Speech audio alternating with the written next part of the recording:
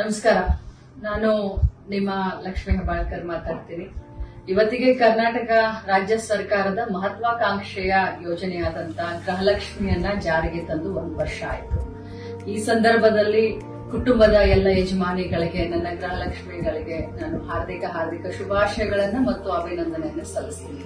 ಇಲ್ಲಿಯವರೆಗೆ ಗೃಹಲಕ್ಷ್ಮಿಯು ತಮ್ಮ ಜೀವನದಲ್ಲಿ ಏನೆಲ್ಲ ಬದಲಾವಣೆಯನ್ನ ಈ 1 ವರ್ಷದಲ್ಲಿ ತಂದಿದೆ, ಈ ಬದಲಾವಣೆಯನ್ನ ಬನ್ನಿ ನಮ್ಮೊಂದಿಗೆ ಹಂಚಿಕೊಳ್ಳಿ. ರೀಲ್ಸ್ ಮಾಡುವುದರ ಮುಖಾಂತರ ಯೂಟ್ಯೂಬ್ ನಲ್ಲಿ ಹಂಚಿಕೊಳ್ಳಿ.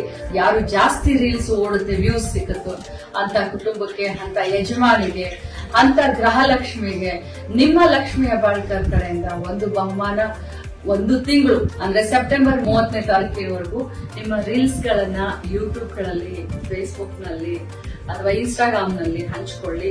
ಜಾಸ್ತಿ ವ್ಯೂ ಸಿಕ್ಕಂತ ರೀಲ್ಸ್ ಮಾಡಿದಂತವರಿಗೆ ನನ್ನ ಕಡೆಯಿಂದ ವೈಯಕ್ತಿಕವಾಗಿ ಒಂದು ಬಹುಮಾನವನ್ನ ಕೊಡ್ತೀನಿ.